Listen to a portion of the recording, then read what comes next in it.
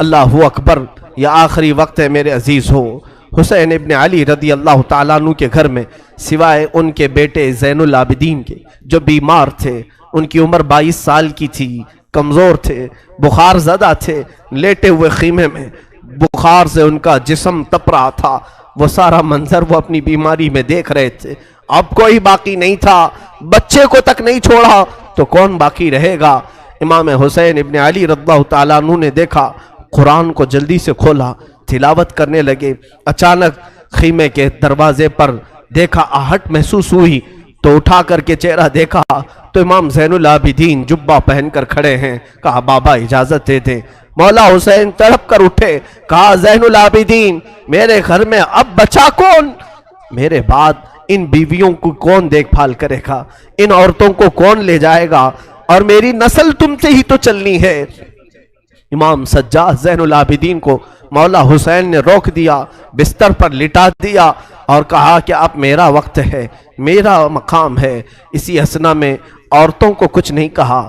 فضہ کنیز تھی فاطمہ زہرا کی، بلایا، اے فضہ جاؤ، اندر بیبیوں کے پاس ایک صندوق ہے، اس صندوق میں ایک جبہ رکھا ہے، وہ جبہ اٹھا لاؤ، لیکن خبردار زینب کو مت بتانا، زینب سے مت کہنا۔ وہ فضہ گئی، جلدی سے وہ صندوقچہ کھولنے لگی اور جبہ اٹھایا تو بی بی زینب دیکھ لی۔ کہا کیا کر رہی ہو؟ کہا یہ جبہ لے جانے کے لیے مولا نے حکم دیا ہے۔ وہ دوڑتی ہوئی آئی، لا میں یہ جبہ لے کر کے جاتی ہوں۔ وہ خود اپنے ہاتھوں سے لے آئی مولا حسین کے خیمے میں اور وہ جبہ لا کر کے دیتی ہیں اور پہناتی ہیں۔ امام حسین نے کہا زینب تجھے معلوم ہے اماں کہتی تھیں، فاطمہ الزہرا نے کہا تھا حسین یہ جبہ سنبھال کر رکھنا، یہ تیرے بابا حیدر کرار کا ہے جو رسول اللہ نے انہیں دیا تھا، اور مجھے وصیت کی تھی فاطمہ تیرا بیٹا جب بھی مصیبت میں آئے تو یہ جبہ اسے پہنا دینا۔ زینب کہتی ہیں سچ کہہ رہے ہو بھیا، مجھے بھی ماں نے کہا تھا کہ زینب حسین کبھی اگر مصیبت میں آ جائے، اگر وہ جبہ بھول جائے تو اپنی ہاتھ سے پہنانا۔ دونوں نے ایک دوسرے کو سمجھایا، ماں کی وصیت پر عمل کیا۔ وہ کیسا منظر تھا جب حسین دولہا کی شکل اختیار کر گئے تھے، رسول اللہ صلی اللہ علیہ وسلم کا امامہ پہنا ہوا ہے اور جبہ مبارکہ حیدر کرار کا جو رسول کا عطا کیا ہوا ہے، جعفر طیار کا پٹا باندھا، اور امیر حمزہ رضی اللہ تعالیٰ عنہ کی تبرکات آپ کے ساتھ تھے، تلوار حیدر کرار کی ذوالفقار آپ کے ہاتھ میں تھی۔ یہ سارا منظر پورے خیمے کو رلا گیا، جیسے کوئی جوان شہزادہ دولہا بارات میں جاتا ہے خیمہ حسین سے۔ یہ پوری تیاریوں کے ساتھ حسین ابن علی نکل رہے تھے۔ مجھے وہ منظر یاد کر کے بڑا دکھ ہوتا ہے۔ آج ہم اپنے حجرے سے کبھی نکلتے ہیں تو پھر یاد آتی ہے حسین تو خیمہ گاہ سے نکلے تھے قتل گاہ کی طرف، آج تو ہم امن کے لیے باہر نکلتے ہیں تو سج سنور کر کے نکلتے ہیں، وہ بارگاہ مولا میں نکل رہے تھے۔ اسی اسنا میں حسین ابن علی رضی اللہ تعالیٰ عنہ کرم اللہ وجہہ الکریم باہر جانے کی تیاری میں ہیں۔ بیویوں کی ایک آہ نکلی، بی بی زینب نے کہا اور بی بی سکینہ نے کہا، سارے گھر کی عورتوں نے کہا بابا بھیا آپ کس کے حوالے ہمیں چھوڑ جا رہے ہیں؟ حسین ابن علی نے پیچھے عورتوں کی طرف دیکھا، کہا میں تمہیں اللہ اس کے رسول کے حوالے کر جا رہا ہوں، سب خاموش ہو جاؤ، میرے بعد کوئی نوحہ نہیں کرنا، میرے بعد کوئی ماتم نہیں کرنا۔ اس کے بعد صبر کی تلقین کی، اور پھر آخری وصیت یہ تھی خاندان نبوت کی بچیاں کبھی بے آبرو نہیں ہوتی، بے حجاب نہیں ہوتی، کسی کا پردہ ہٹنے نہ پائے، کسی کا حجاب سرکنے نہ پائے۔ ساری بیویوں نے سلام کیا، مولا حسین نکل کر اپنے گھوڑے ذوالجناح پر آئے۔ یہ بڑا عزیز گھوڑا تھا، حسین ابن علی کا بڑا وفادار گھوڑا ہے۔ ذوالجناح کو بھی ہم سلام پیش کرتے ہیں کہ حسین کی سواری پوری زندگی بھر وہ لے کر گھومتا رہا۔ ذوالجناح حسین ابن علی کی پیاس کی وجہ سے جب اسے پانی ملتا تو کبھی پیا نہیں کرتا تھا۔ یہ روایات بتاتی ہیں حسین ابن علی کے بعد اس گھوڑے نے کبھی پانی نہیں پیا، زندہ تو رہا لیکن کبھی پانی کو منہ تک نہیں لگاتا تھا۔ وہ ذوالجناح سوار جس کو تیار کر کے خیمے کے باہر کھڑا کیا گیا ہے، مولا حسین جیسی گھوڑے پر بیٹھے، بیویوں کی ایک الوداعی آواز آئی، अलविदाई आवाज आई कि हुसैन जाओ, खुदा तुम्हारा भला करे, अल्लाह तुम्हारा मुहाफिज है। घोड़े को एड़ लगाई मगर घोड़ा आगे नहीं बढ़ता था, घोड़ा आगे नहीं जाता था। जुलजनाह को मौला हुसैन ने कहा, ऐ जुलजनाह, तूने कभी मेरी नाफरमानी नहीं की, आज तक तूने मेरी कभी हुक्मातुली नहीं की। तो घोड़े को फिर एड़ लगाई और उसके कान पकड़ करके खींचा। वक्त बहुत कम है हुसैन के पास, चल आगे बढ़, चल आगे बढ़, आज तू अपने जौहर दिखा। मौला हुसैन पुकारते रहे, घोड़ा आगे नहीं बढ़ता रहा और घोड़ा झुक करके इशारे से पैरों की तरफ दिखा रहा था। हुसैन इब्ने अली उतर करके देखते हैं, बीबी सकीना सामने दोनों घोड़े के पैर पकड़ कर बैठी और जुलजनाह से कहती है, ऐ जुलजनाह, क्या तू बाबा को आखिरी बार ले जा रहा है? क्या अब तू आखिरी बार ले जा रहा है? हमारे घर की तमाम रोशनियां तू ले जा रहा है, हमारे घर का सूरज गुरूब करने ले जा रहा है। बच्ची छोटी सी घोड़े के सामने के पैरों को पकड़ कर बैठी है। मौला हुसैन घोड़े से उतर आए, बीबी सकीना को उठा लिया, गोद में उठा लिया, माथे के बोसे लिए और कहा, सकीना, तुमने अली असगर की मौत पर सब्र किया, अली अकबर पर सब्र किया, सारी लाशें तूने देखी, अब तू अपने बाबा के साथ भी सब्र का मुजाहरा कर, तू अपने बाबा के साथ भी सब्र का मुजाहरा कर। बीबी सकीना को इसी तरह लौटा दिया गया। वो खीमे में जाकर हसरत भरी निगाहों से देखती रह गई, चौखट पर खड़ी रह गई। मौला हुसैन ने घोड़े को एड़ लगाई, घोड़ा छलांग लगाता हुआ मैदान करबला में उतर पड़ा और जैसे ही यजीदियों को ललकारा, फिर एक आखिरी खुतबा हुसैन इब्ने अली ने दिया। मौला हुसैन ने आखिरी खुतबा दिया। वो खुतबा ये था, हम्द व सलात के बाद आपने पुकार कर कहा, ऐ यजीद की तरफ से आने वाले लश्करियों, क्या तुम मेरी हैसियत को नहीं जानते? अगर तुम्हें मालूम नहीं तो अब भी बहुत सारे सहाबा हैं जिन्होंने रसूल की जुबान से मेरी तारीफ में, मेरी फजीलत में जो हदीसें सुनी हैं, बयान करेंगे, जाओ तुम उनसे सुन लो। सहाबा अब भी बाहयात हैं। क्या मैं फातिमा का बेटा नहीं हूँ? क्या मैं हैदर करार अली मुर्तदा का शहजादा नहीं हूँ? क्या रसूलुल्लाह ने मेरे लिए ये नहीं फरमाया कि हसन हुसैन जन्नती जवानों के सरदार हैं? क्या तुम्हें मालूम नहीं, मेरे आका मेरे लबों के बोसे लिया करते थे, मेरी गर्दन को सूंघा करते थे, क्या मेरा खून तुम्हारे लिए हलाल है? ये तकरीर इतनी लंबी हो गई। हुसैन इब्ने अली की इस आवाज पर यजीदियों में सन्नाटा छा गया, कई लोगों की आंखों से आंसू भी निकल पड़े। और यजीदियों में जब ये माहौल हुआ तो शिम्र जिल जोशन, अम्र बिन साद, जो बदबख्त अजली थे, उन्होंने भड़काना शुरू किया और बीच तकरीर में ही इमाम के तीर बरसाना शुरू किया।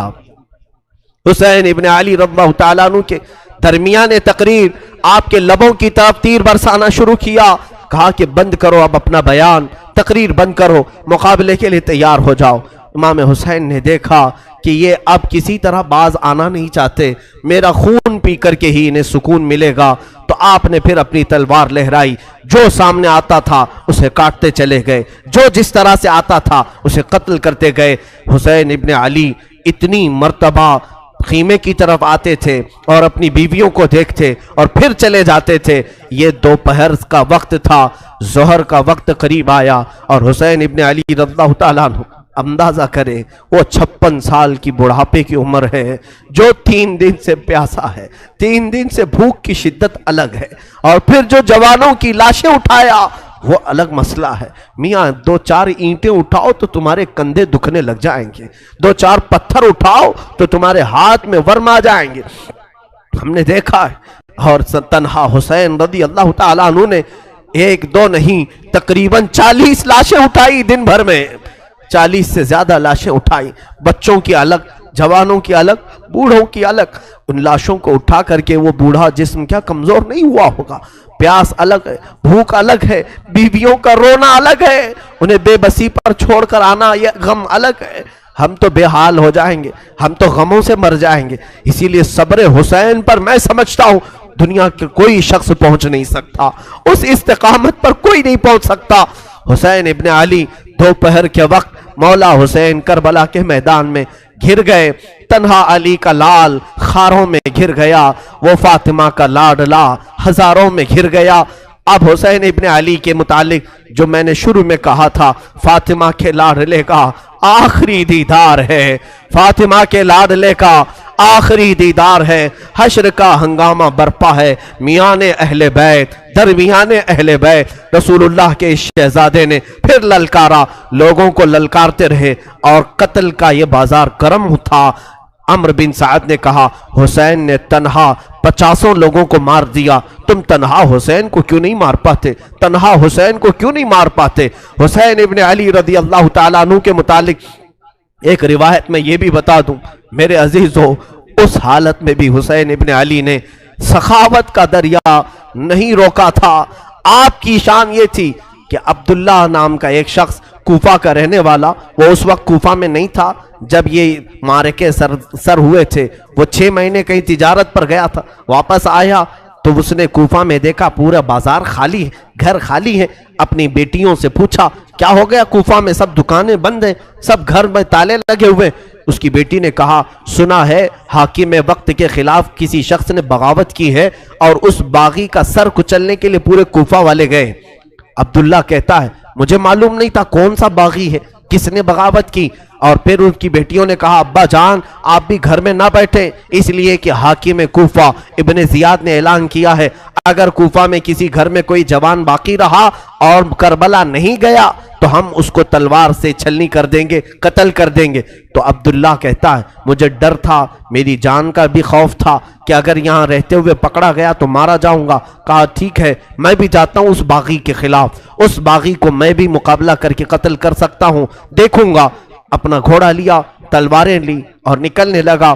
بیٹی نے کہا بابا جان بہت سارا لشکر گیا ہے اس باغی کو قتل کرنے کے لیے، آپ بھی اس لشکر میں مل جائیں۔ اور سنا ہے جنگ کے بعد مال غنیمت ہاتھ آتا ہے، مال غنیمت ہاتھ آتا ہے، جو بھی مال ملتا ہے وہ فوجیوں میں بانٹا جاتا ہے۔ بابا جان مجھے یمنی عقیق پتھر بڑا پسند ہے، یمن کا عقیق پتھر بڑا پسند ہے، اگر وہ مال غنیمت میں مل جائے تو لیتے آ جانا۔ عبداللہ اپنی بیٹی کو رخصت کر کے آیا۔ وہ کہتا ہے دوپہر کا وقت تھا جب میں کربلا میں پہنچا، یہ 10ویں محرم تھی، میں نے دیکھا ایک شخص گھوڑے پر بیٹھا ہے اور اس کے پیچھے 40-50 لوگ دوڑ رہے ہیں، کوئی ادھر سے آ رہا ہے کوئی ادھر سے آ رہا ہے۔ میں نے لوگوں میں سے کوفیوں میں سے ایک سے پوچھا کہ ایک ہی آدمی ہے؟ تم نے کہا تھا باغیوں کی جماعت ہے، ایک ہی آدمی ہے اور 50-50 لوگ اس کے پیچھے دوڑ رہے ہیں۔ لوگوں نے کہا ہاں وہ تنہا 50 پر بھاری ہے، کسی کے ہاتھ نہیں آ رہا، اکیلا تو اس کے سامنے کوئی جا ہی نہیں سکتا ہے۔ عبداللہ نے کہا میں نے یہ سن کر کے اپنا گھوڑا بھی دوڑا دیا کہ چلو اس باغی کو میں بھی دیکھتا ہوں، اگر میری تلوار سے وہ قتل ہو گیا، اگر گر گیا تو انعام و اکرام مجھے بھی مل جائے گا۔ گھوڑا دوڑاتے ہوئے وہ آیا، حسین ابن علی کو تنہا، یہ یزیدی کتے کبھی ادھر سے دوڑا رہے تھے کبھی ادھر سے دوڑا رہے تھے، تنہا فاطمہ کا لال تلوار لہراتا ہوا اور لوگوں سے مقابلہ کرتا ہوا میدان کربلا میں سرگرم ہے۔ عبداللہ کہتا ہے میں پیچھے گھوڑے کو دوڑاتا ہوا آیا، میں حسین ابن علی کے گھوڑے سے صرف 2 ہاتھ کے فاصلے پر رہ گیا تھا۔ حسین ابن علی پیچھے مڑتے ہیں اور کہتے عبداللہ اور قریب آ جا، عبداللہ اور قریب آ جا۔ میں ڈر گیا یہ کون باغی ہے جو میرا نام بھی جان رہا ہے، میرا نام جانتا ہے۔ عبداللہ کہتا ہے مجھے تھوڑی سی جسم میں کپکپاہٹ ہو گئی، خوف سا ہو گیا کہ یہ مجھے جانتا کیسے ہے، کہیں میرے پہچان والا تو نہیں۔ میں اور آگے بڑھ گیا، جیسے ہی میرا گھوڑا اس کے گھوڑے کے قریب لگایا، حسین ابن علی نے اپنی انگلی سے انگوٹھی نکال کر کے کہا جا تیری بیٹی نے یمنی عقیق جو مانگا تھا اسے دے دینا، اس میں نگ جو لگا ہے وہ یمنی عقیق کا ہے، یمنی عقیق کا نگ لگا ہے۔ کیا تو اپنے گھر سے نکل رہا تھا؟ تیری بیٹی نے عقیق نہیں مانگا تھا۔ عبداللہ کہتا ہے اسی دن مجھے احساس ہوا نبی کیا ہے، نبی کے شہزادے کیا ہے، نبی کا علم کہاں ہوگا۔ میرے عزیزوں حسین ابن علی نے اس دن بھی سخاوت کے دریا کو روکا نہیں، اپنی انگوٹھی نکال کر جیسے ہی عبداللہ کو دیا، انہوں نے انگوٹھی جیسے لیا اور سلام کیا، کہا مولا حسین اب انگوٹھی لے کر جانے میں کیا مزہ ہے، میں تو اپنی جان تمہارے قدموں پر نچھاور کر کے جاؤں گا۔ یزیدیوں سے لڑتے لڑتے وہ حضرت عبداللہ بھی وہیں کربلا میں شہید ہو گئے، ان کے ہاتھ میں انگوٹھی ویسی کی ویسی رہ گئی۔ مولا حسین اس وقت بھی نوازنا نہیں چھوڑتے ہیں، عطا کرنا نہیں چھوڑتے ہیں، اسی لیے یہ سخاوت کا گھرانہ ہے، یہ سخی لوگوں کا گھرانہ ہے۔ اس گھرانے میں ان کی پرورش ہوئی ہے جہاں 5 دن بھوکے رہنے کے بعد بھی اگر کوئی فقیر آتا تو اسے یہ نواز دیا کرتے تھے، گھر کی ساری غذائیں دے دیا کرتے تھے۔ مولا حسین رضی اللہ تعالیٰ ان یزیدیوں کے جتھے میں ایسے گھر گئے تھے، دوپہر کا وقت آیا، اچانک آپ کو احساس ہوا جمعہ کا دن ہے، آج پوری دنیا میں میرے نانا کا خطبہ پڑھ رہے ہوں گے لوگ اور جمعہ کی امامتیں ہو رہی ہوں گی، حسین یہاں پر تنہا ہے، جمعہ کی نماز بھی نہیں ہو رہی ہے، مسافر پر جمعہ نہیں ہے، لیکن جمعہ کے وقت کا احترام تو کرنا ہی چاہیے تھا۔ آپ نے ان سے کہا، اے لوگوں، ہاں میں جانتا ہوں مسافر پر جمعہ نہیں، کیا اس وقت کا احترام بھی نہیں کرو گے؟ جنگ بندی نہیں کر سکتے، جنگ تھوڑی دیر کے لیے روک نہیں سکتے کہ اس وقت کا احترام باقی رہے؟ اسی اسنا میں آپ نے کہا 2 رکعت نماز پڑھنے کی اجازت مل جائے۔ اللہ اللہ، حسین تمہارے سجدوں کو سلام۔ دنیا آج بھی قتل ہونے والے سے آخری خواہش پوچھتی ہے تو آخری خواہش لوگ یہ بتاتے ہیں، گھر والوں سے مل لوں گا، فلاں وصیت کر دوں گا، یہ جائیداد کے پیپر دیکھ لوں گا۔ ہماری وصیتیں، ہماری خواہشات دنیاوی ہوتی ہیں۔ مولا حسین نے آخر وقت میں اگر کوئی تمنا کی تھی 2 رکعت نماز پڑھنے کی، 2 رکعت نماز پڑھنے کی۔ یزیدیوں نے کہا کہ آپ نماز پڑھ لیں۔ گھوڑے سے ذوالجناح سے نیچے اترے تھے، مولا حسین رکعت نماز کی باندھ لی اور بالکل اطمینان و سکون کے ساتھ نماز پڑھتے رہے، کسی کا خیال نہیں کیا۔ وہ تلواروں کی جھنکار میں بھی خوف نہیں تھا، کوئی ڈر نہیں تھا۔ رکوع اطمینان سے ہو رہا ہے، سجدہ اطمینان سے ہو رہا ہے۔ پہلی رکعت بھی مکمل، دوسری رکعت میں گئے، عمرو بن سعد اور شمر ذی الجوشن نے پکار کر کے کہا، اے ظالموں، اب کیا دیکھتے ہو؟ یہ اچھا موقع ہے، اس حسین کا خاتمہ کر دو، یہیں پر اس کا کام تمام کر دو۔ خولی بن یزید نام کا ظالم بدبخت ازلی قریب آیا اور سر امام حسین پر چڑھ گیا۔ اللہ اللہ، لوگوں نے یہ تک لکھا ہے آپ کے زانو مبارک پر جب سجدے میں آدمی گھٹنے لگاتا ہے تو ایک شخص نے ان کی ران پر پیر رکھا، دوسرا گھٹنا حسین ابن علی کی پیٹھ پر رکھا، گھٹنا رکھ کر کے ان کے اوپر زور دیا۔ مولا حسین کی سر مبارک جب سجدے میں تھا، ایک ظالم وحشی نے اپنی تلوار سے آپ کی زلفوں کو ہٹایا، آپ کی زلفیں چہرے کا حالہ بنائی ہوئی تھیں، سجدے میں گری ہوئی تھی۔ حسین ابن علی نے ان کی آہٹ پا کر کے بھی سجدے سے سر نہیں اٹھایا، سر کا امام کا سجدے ہی میں رہا۔ یقیناً امام نے سوچا ہوگا اب سر اٹھائے تو ظالموں کے لیے کیوں اٹھائے، وہ سر ہی بہتر ہے جو مولا کے حضور جھک جائے اور اسی اسنا میں مولا کے حضور پہنچ جائے۔ ایک ظالم نے آپ کی گردن پر تلوار رکھی اور زور سے کاٹ دیا۔ اس پیاسے امام کو بنا پانی کے، بنا کسی کھانے کے ذبح کر دیا گیا۔ وہ ذبح عظیم ہے۔ مولا حسین تیری شہادت پر لاکھوں سلام۔ انا للہ و انا الیہ راجعون۔ کلمہ توحید ہے تیری شہادت اے حسین، تو نہ ہوتا تو نہ رہ جاتی صداقت اے حسین۔ امام حسین علی مقام رضی اللہ تعالیٰ عنہ کربلا کے اس بے آب و گیاہ میدان میں اپنی جان آفریں کے سپرد کر دی۔ مولا حسین کا سر مبارک تلوار سے الگ کیا گیا، جسم مبارک، جسم نازنین کربلا کے ریگزاروں میں بکھر کر رہ گیا۔ اب اندازہ کرو جو امام حسین ہر ایک کا لاش شاہ اٹھا کر لاتے تھے، حسین ابن علی کے لاشے کو اٹھانے والا اب کوئی باقی نہیں تھا، کوئی خیمے کی طرف سے اب آتا ہوا نہیں دکھائی دیتا تھا۔ جنہوں نے دوسروں کے شہزادوں کو بھی اٹھایا مگر خود اس طرح سے سو گئے کہ کسی پر بوجھ نہیں بنے، کسی پر اپنا وزن نہیں ڈالا۔ بیویاں اب خیمے میں تھی، یزیدیوں کے لشکر سے ایک پکار آئی، فتح مبین، فتح مبین۔ لوگ اپنی فتح کے جشن منانا شروع کر دیے کہ حسین کا خاتمہ ہو چکا ہے، اب یہاں پر ہمارے ساتھ مقابلہ کرنے والا کوئی باقی نہیں رہا، سب ایک کے بعد دیگرے ختم ہو چکے۔ لیکن میرے عزیزو، آج بھی میں تمہیں بتاؤں، اللہ کا فضل ہے، مولا کا کرم ہے، سید الشہداء کا یہ فیض ہے کہ بحمدہ تعالیٰ کئی سالوں سے میں ہر سال کربلا پہنچتا ہوں۔ 11ویں کے موقع پر جب ہم زیارت بغداد اور زیارت کربلا میں جاتے ہیں، میں کربلا 2 دن ٹھہرا بھی ہوں، اور ہر سال میرا معمول ہے اپنے جماعت کے ساتھ، اپنے قافلے کے ساتھ کربلا پہنچتے ہیں۔ آج کربلا کا وہ کوئی میدان وہاں نہیں، بڑی بڑی عمارتیں کھڑی ہیں پورے میدان میں، اور روضہ امام حسین جو بنا ہے، اللہ اکبر، اسے حرم حسین کہا جاتا ہے۔ دروازے تک سونے سے کلئی کیے گئے ہیں، گنبد پاک کو سونے سے رنگا گیا ہے، اور وہ حسین کا گنبد آج پورے شہر میں اجالا کر رہا ہے۔ کربلا میں ایک ہی قبر میں باقی 70 لوگ دفن ہیں، اور حسین ابن علی رضی اللہ تعالیٰ عنہ اور ننھے علی اصغر ایک قبر میں دفن ہیں، اور قریبی تھوڑے فاصلے پر عباس علمبردار بھی دفن ہیں۔ وہاں پر برسوں ان کی قبریں رہی، آج تو وہ روضہ حسین لاکھوں لوگوں کے جمع ہونے کا مرکز بنا ہوا ہے، لاکھوں لوگ وہاں جمع ہوتے ہیں، اور پھر روضہ حسین سے ہم سب تبرک حاصل کرتے ہیں۔ لیکن اس جنگ کا نتیجہ کیا نکلا؟ لڑے تو حسین کو ختم کرنے کے لیے، لیکن کربلا پر آج بھی حسین کا ہی قبضہ ہے۔